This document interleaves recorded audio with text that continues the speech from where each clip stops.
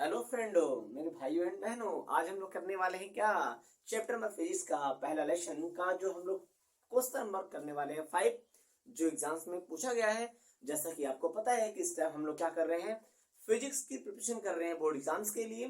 तो हम लोगों को आज हम लोग को क्या करना है, बहुत अच्छा सा प्यारा सा टॉपिक है कि वैद्युत द्विध्रुव के निरक्षीय स्थिति पर विद्युत क्षेत्र की तीव्रता की गणना करनी है। इसी के साथ वेलकम है आपके अपने से छोटा सा प्यारा सा मुन्ना सा चैनल वीके मैथमेटिक, और मैं हूं आपके वीके सर। आज हम वेलकम करते हैं और इसी के साथ आज टॉपिक्स को स्टार्ट करते हैं बिना देर किए हुए। वैद्युत द्विध्रुव के निरक्षीय स्थिति पर विद्युत क्षेत्र की तीव्रता। सबसे पहले हम क्या करते हैं, हम एक काम करते हैं, पहले हम समझते हैं इसको, कॉन्सेप्ट को समझेंगे, देन बोर्ड एग्जाम्स में कैसे करना है मैं बताऊंगा। ओके, तो पहले बात समझते हैं। पर बात क्या कह रहे हैं, निरक्षीय स्थिति का मीन्स क्या हुआ, मतलब क्या हुआ कि मान लीजिए मैंने बताया कि हमारा क्या है, वैद्युत द्विध्रुव। मैं पढ़ा चुका हूं वैद्युत द्विध्रुव क्या होता है, वैद्युत द्विध्रुव आघूर्ण क्या होता है, सब कुछ बता चुका हूं। तो वहां पर आप टाइम लॉस ना करते हो, टॉपिक्स को आगे बढ़ाते हैं। ओके, और हमने क्या माना कि हमारा एक वैद्युत द्विध्रुव है। ओके, और इसके परपेंडिकुलर मतलब इसके लंबवत अच्छे ना निरक्षे, मतलब अच्छे में नहीं होना चाहिए, निरक्षे होना चाहिए। तो हमने माना कि इसके मिड पॉइंट यानी इसके मध्य बिंदु से आर डिस्टेंस पर इसके मध्य बिंदु से इसके मध्य बिंदु के लंबवत आर डिस्टेंस पर एक बिंदु क्या है, मैंने माना पी है। इस पी पर मुझे क्या निकालनी है, विद्युत क्षेत्र की तीव्रता निकालनी है। अब मुझे बताओ, अगर हमको इस पे तीव्रता निकालनी है तो भाई क्या क्या चाहिए, तो तीव्रता की फॉर्मूला क्या होती है, E बराबर होता है आपका 1/4πε0 Q अपॉन में R स्क्वायर। अगर मैं बात करूं, अगर मैं इस आवेश के कारण इस पर तीव्रता निकालता हूं तो मेरे पास तो आवेश दिया हुआ है, क्या मेरे पास R दिया है, क्या मुझे इसके कारण मैं इस पे तीव्रता निकालूंगा तो क्या मुझे डिस्टेंस पता है, क्या नहीं पता है ना। तो पहला काम क्या करेंगे, हम डिस्टेंस को पता करेंगे। डिस्टेंस पता हो जाने के बाद जो ये डिस्टेंस रहेगी वो डिस्टेंस रहेगी। मींस क्या हुआ कि ए से बी की दूरी और बी से पी की दूरी क्या होगी, बराबर होगी। ओके, जब बराबर हो जाएगा तो इससे हम क्या करेंगे, जो वैल्यू यहाँ की होगी वही वैल्यू ए भी हो जाएगी। ओके, तो फिर हम क्या करेंगे, दूरी निकालने के बाद हम क्या करेंगे, इसकी वजह से तीव्रता निकाल देंगे, इसकी वजह से तीव्रता निकाल देंगे। अगर मैं बताया भी था कि माइनस के जो तीव्रता निकलती है उसकी दिशा किधर की तरफ हो जाती है, उसकी दिशा हो जाती है आपकी उस आवेश की तरफ हो जाती है। ओके, और मैं बात करूं अगर प्लस की वजह से निकालते हैं तो क्या होगा, वो उसके मतलब क्या हो जाएगा, इस बीपी दिशा में हो जाएगी, जिधर डायरेक्शन बीपी की जो अक्ष दिशा है उधर हो जाएगी, यानी आपकी क्या हो जाएगी, ये हमारा माना E2 हो जाएगा। और इसका परिणामी जो तीव्रता है यहाँ पे क्या बन जाएगा, आपका E बनेगा। और हम बात करने वाले हैं जो E तीव्रता जो हमारे E2 है और जो हमारे E1 है, इसके दो घटक हो जाएंगे, एक साइन और एक कॉस में हो जाएगा। तो मान लो कि अगर मैं बात करूं कि अगर इसके परपेंडिकुलर में यहां देखता हूं, अगर इसके परपेंडिकुलर देखूं यहां पर, तो यहां पे क्या हो जाएगा, ध्यान समझना। इस केस में देखो एक बार, आवेश दोनों का समान है, यस सर, आवेश क्या है, दोनों का समान है। अगर बात करूं यहां से तो 1/4πε0 Q अपॉन में दूरी क्या हो जाएगी आपकी, AP हो जाएगी। अगर बात करूं ऐसे ही A2 तो 1/4πε0 Q अपॉन में क्या हो जाएगा, PB हो जाएगा। आई की बात समझ की नहीं आई भाई, तीव्रता का फॉर्मूला इसी रखेगा ना, रख दिया हमने Q, R हमारा क्या है, यहाँ से हमने ले लिया, सॉरी स्क्वायर ले लो आप, क्या दिक्कत है। ओके, और ये दोनों दूरी क्या है, बराबर है, तो आप AP का BP का AP है, BP दे सकते हो। यहाँ पे एक चीज पता है हमको कि AP और BP क्या है, बराबर है कि नहीं बराबर। अगर बराबर तो यहाँ पे इसको करेक्शन कर लो, यहाँ पे क्या लिख सकते हो आप, 1/4πε0 इंटू Q अपॉन में AP का स्क्वायर। आई बात समझ, आपको ये दो मिल गया, क्या तीव्रता मिल गया, दोनों की वैल्यू क्या सेम है। अब एक्चुअली सेम है यार, तो बात ध्यान से देखो, अगर मैं इसकी E1 की बात करूं तो E1 जो मेरा E1 है इसके दो फैक्टर हो जाएंगे, एक हमारा हो जाएगा E1 साइन थीटा, दूसरा क्या हो जाएगा, दूसरा घटक क्या हो जाएगा यहाँ पर E1 cos थीटा। ओके, अगर वैसे ही बात करो E2 की, तो E2 को जब परपेंडिकुलर जाएगा तो E2 जब इधर जाएगा तो क्या बनेगा, E2 साइन थीटा क्या बनेगा, और जब इधर आएगा तो क्या बन जाएगा, E2 cos थीटा। आई बात समझ।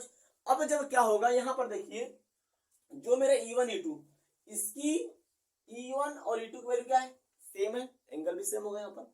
और यहाँ पर दोनों, जब दोनों वैल्यू सेम है यहाँ पर, जब दोनों वैल्यू सेम है यहाँ पर और दोनों अपोजिट डायरेक्शंस में है, तो हम लोगों ने निरक्षी में क्या किया था, सॉरी अच्छी स्थिति में हमने क्या किया था कि जब E1 और E2 निरक्षी में था तो हमने क्या किया था, दोनों को घटा दिया था, नहीं घटा दिया था। वैसे ही जब दोनों यहाँ पे घटेंगे तो दोनों का वैल्यू सेम है तो क्या आ जाएगा, जीरो आ जाएगा। मतलब परिणामी तीव्रता क्या हो जाएगी, जीरो हो जाएगी। कब, जब E1 का मैं साइन घटक लूं और E2 का भी साइन घटक लेता हूं। आई बात समझ की नहीं।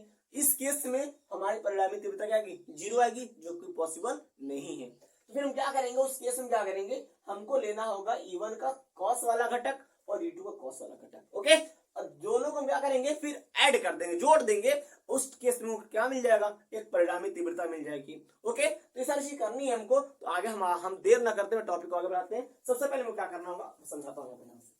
सबसे पहले आपको एग्जाम्स में क्या करना होगा, कुछ कॉन्सेप्ट्स को लिखना होगा। जैसे मैं हमेशा लिखाता हूं, कैसे लिखेंगे, माना AB एक वैद्युत द्विध्रुव है जो विपरीत आवेशों माइनस Q तथा प्लस Q से मिलकर बना है, मिलकर बना है, और तथा इनके बीच की दूरी क्या है, 2L है। ओके, ये बात समझ में आई आपको। फिर क्या कह रहे हैं, इसके मध्य बिंदु O से, इसके मध्य बिंदु O के लंबवत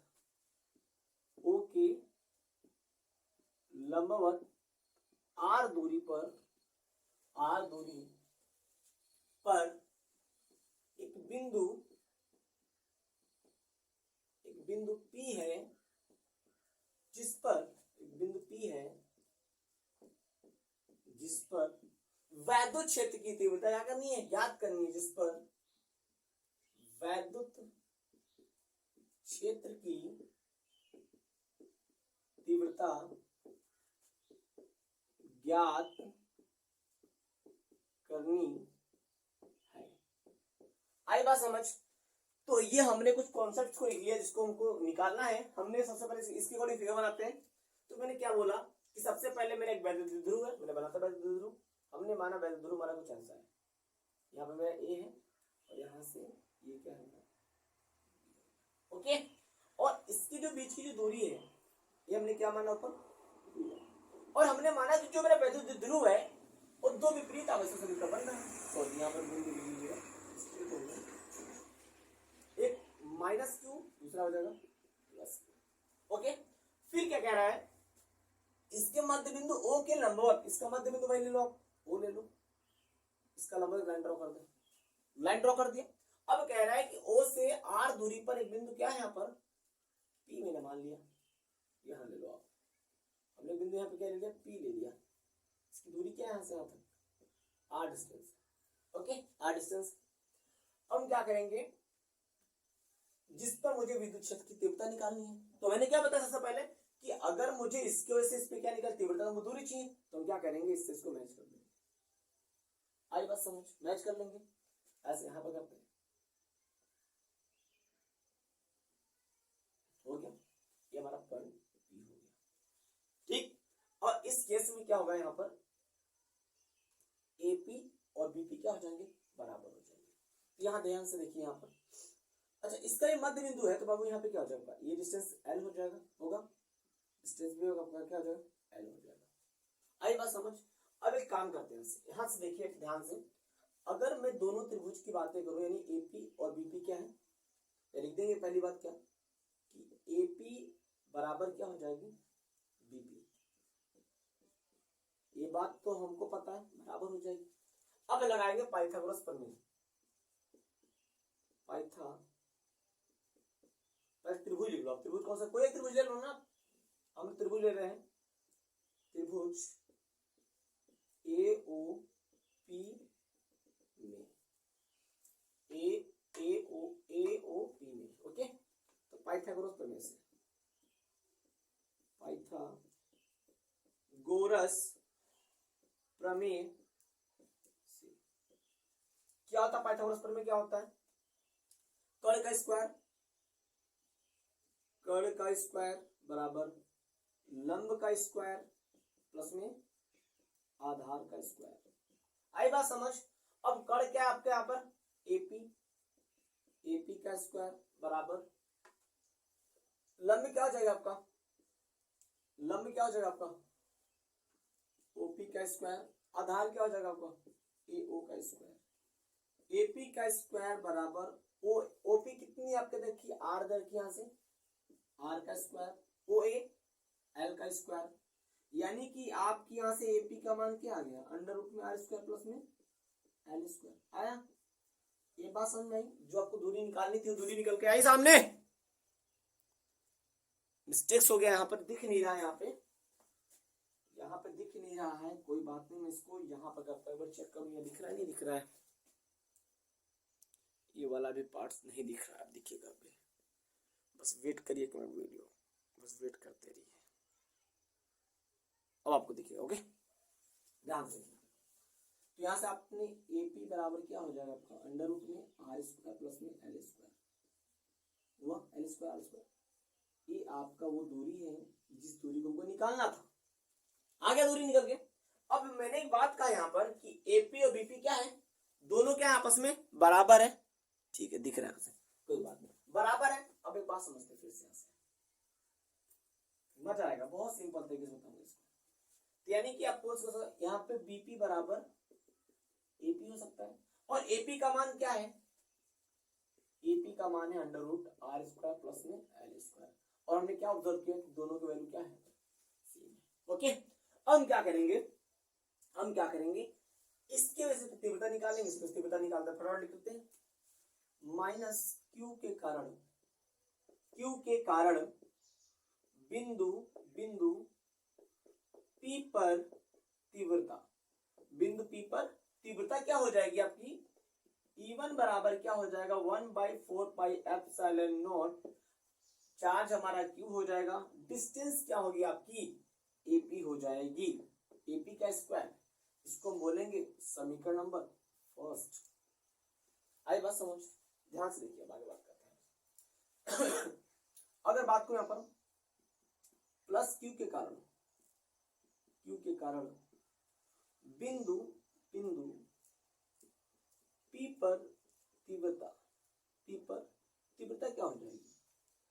E2 बराबर 1/4πε0 Q अपॉन में BP का स्क्वायर। अब अच्छी देखो यार, यहाँ पे BP और AP बराबर है, तो क्या हम यहाँ पे BP या PP लिख सकते हैं? बिल्कुल लिख सकते हैं, हम लिख दिया से E2 बराबर 1/4πε0 Q अपॉन में AP का स्क्वायर। ये क्या हो गया आपका?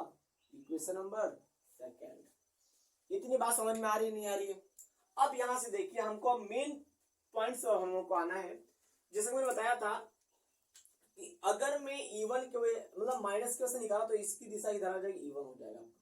ओके, आई बात समझ? और इसकी वजह से निकालूंगा तो इसकी दिशा इधर की तरफ हो जाएगी, मतलब आगे से दूर भागेगा, तो आपकी हो जाएगा E2 हो जाएगी दिशा। ओके, और परिणामी तीव्रता क्या आएगी आपकी? ये ऐसे आएगी, आपकी E हो जाएगी। आई बात समझ? अब यहाँ पे ध्यान से देखो यार, मैंने बोला था इसके दो घटक होंगे, इन E1 E2 दोनों के दो घटक होंगे, एक E1 sin थीटा, एक E1 cos थीटा हो जाएगा। E1 sin थीटा आपको यहाँ मिलेगा, E1 cos थीटा आपको यहाँ मिलेगा, नहीं कि आपके क्या हो जाएगा? E1 cos theta. अब यहाँ पर हमने माना एंगल थीटा है, ये भी हमने एंगल थीटा माना, अगर ये एंगल थीटा तो ये भी एंगल क्या हो जाएगा? थीटा हो जाएगा, इसका से भी थीटा हो जाएगा। आई बात समझ की नहीं? यहाँ से देखिए, यहाँ तक ये पाइथागोरस प्रमेय, यानी ये भी थीटा हो जाएगा, इधर करो तो आपका ये भी थीटा, तो ये भी थीटा हो जाएगा। ठीक, ये आपका थीटा हो जाएगा, आपका ये भी थीटा हो जाएगा। ठीक है, तो यहाँ से तो ये हो जाएगा, पर मैंने क्या बोला? ये हमारा हो जाएगा E1 cos थीटा, इधर क्या हो जाएगा? E1 sin थीटा हो जाएगा।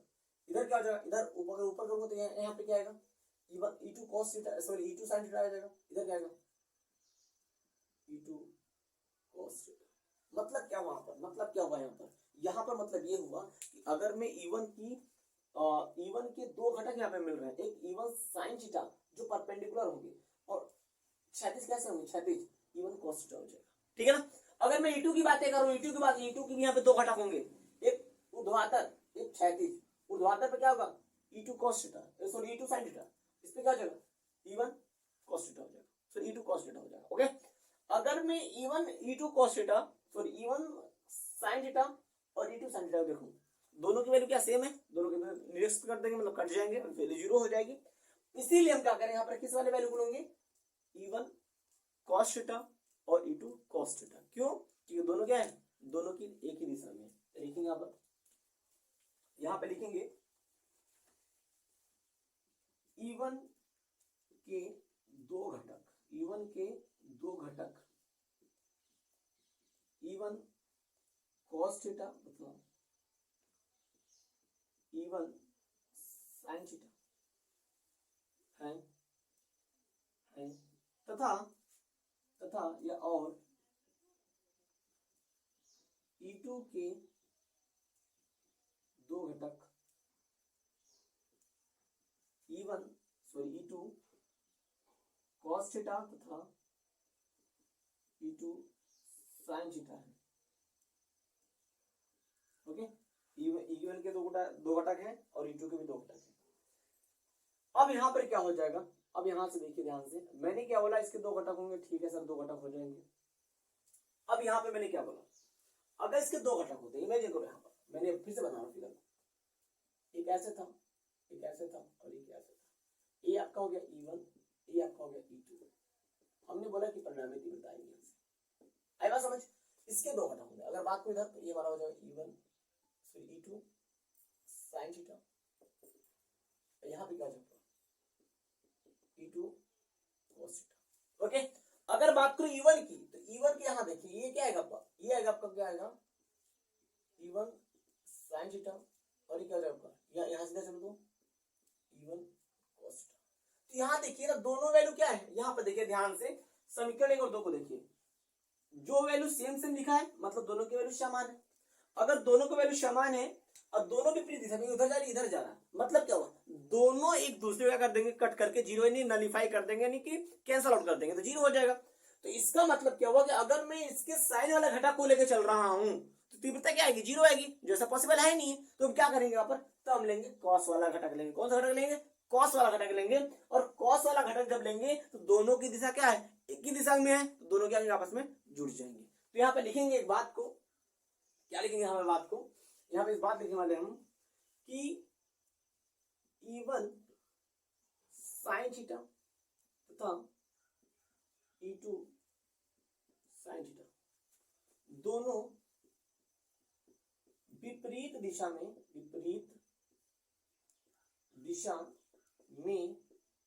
हैं, जो एक दूसरे को निरस्त कर देंगे, निरस्त कर देंगे।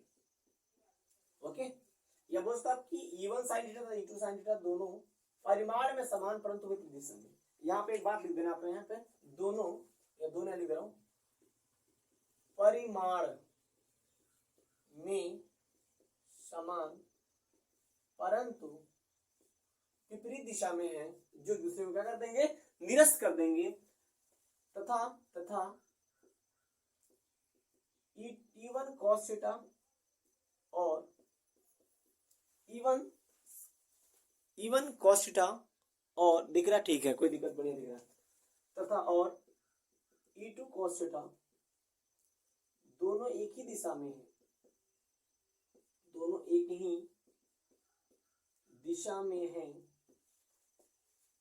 है, इसलिए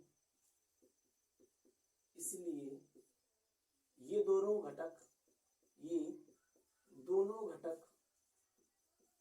आपस में क्या हो जाएंगे, जुड़ जाएंगे। आई बात समझ? ये बात लिखना बड़ा जरूरी है आपको, ये बात लिखना आपको बहुत जरूरी है। यहाँ से अगर मैं बात करूं यहाँ से तो क्या हो जाएगा, तो लिखेंगे यहाँ पर बिंदु P पर, बिंदु P पर परिणामी तीव्रता, परिणामी तीव्रता क्या हो जाएगा, निकालने हैं फटाफट। तो E बराबर, तो यहां पर अगर मैं निकालू बिंदु P पर परिणामी तीव्रता क्या होगी, तो E बराबर क्या हो जाएगा, यहां से E बराबर हो जाएगा आपका E1 cos theta plus E2 cos theta. आई बात समझ? और यहाँ पर अगर मैं E1 E2 की बातें करूं तो दोनों की वैल्यू क्या सेम है, तो यहाँ बोल सकते हैं हम लोग क्या, यहाँ पे E1 की मैं वैल्यू पुट करूं तो यहाँ से क्या आएगा 1/4 pi epsilon not Q upon में AP का स्क्वायर प्लस में 1/4 pi epsilon not Q upon में AP का square into cos theta, sorry यहाँ पे मिस्टेक हो गया, यहाँ लिख दिए पहले cos थीटा लिखिए cos थीटा, यहाँ लिखिए cos थीटा। आया बात समझ? अब एक चीज देखो, दोनों वैल्यू सेम सेम है, सेम सेम है कि नहीं है, दोनों ऐड हो जाएंगी, क्या बनेगा आपका आंसर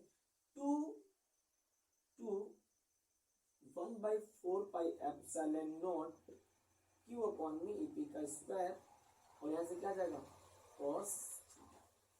ठीक है, तो यहाँ से देखिए इसको 2 उधर भेजिए, तो 1/4 पाई एप्सिलॉन नॉट, यहाँ से 2Q अपॉन में AP का स्क्वायर अब इनटू cos थीटा। ठीक है, अब एक बात करूं मैं यहाँ से, अगर मैं यहाँ से AP की वैल्यू पुट करूंगा cos थीटा निकाल दूं, पहले ध्यान से देखिए, यहाँ cos थीटा वैल्यू निकालता हूं, यहाँ से cos थीटा यहाँ से निकालते हैं, इसको बोलते हैं समीकरण नंबर, इसको हम बोलेंगे समीकरण नंबर 3, क्या बोल देंगे, समीकरण नंबर 3 बोलेंगे।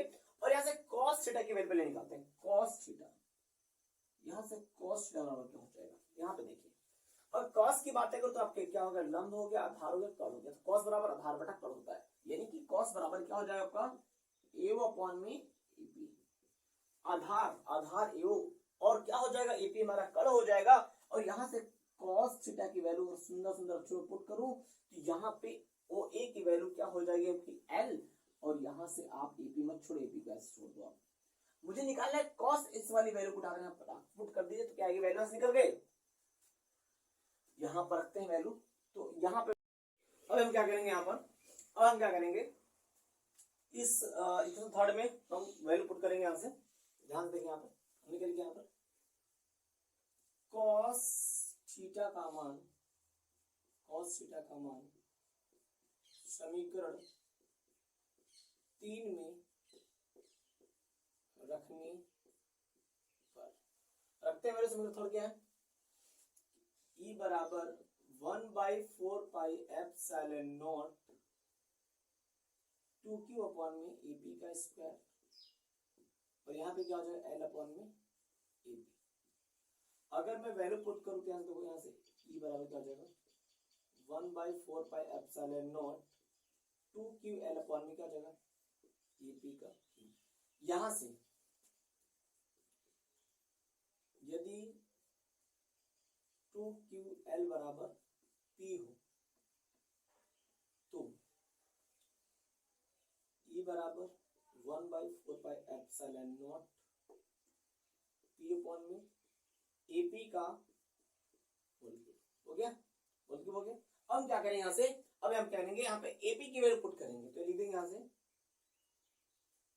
E बराबर 1/4 pi epsilon not Q upon में AP का मान अंडर रूट में R square plus L square का, और इसको यहाँ पे P होगा तो होल क्यूब हो जाएगा। ठीक है ना, अब यहाँ पर यदि हमने माना क्या, यदि R जो बहुत बड़ा है किससे L से हो तो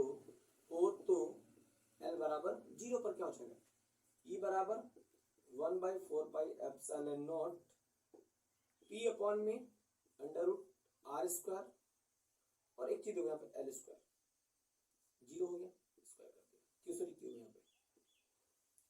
अब इसको क्या लिख सकते हैं, E बराबर क्या हो जाएगा 1/4 pi epsilon not P upon में क्या हो जाएगा आर स्क्वायर, अब पूरे का 1/2 हो जाएगा, इस पूरे की पावर क्या हो जाएगी 3, 2 से 2 कैंसिल आउट हो जाएगा, क्या बचेगा ऐसे ई बराबर क्या हो गया आपका 1/4 पाई एप्सिलॉन नॉट, और यहाँ से क्या हो जाएगा पी अपॉन में आर क्यूब।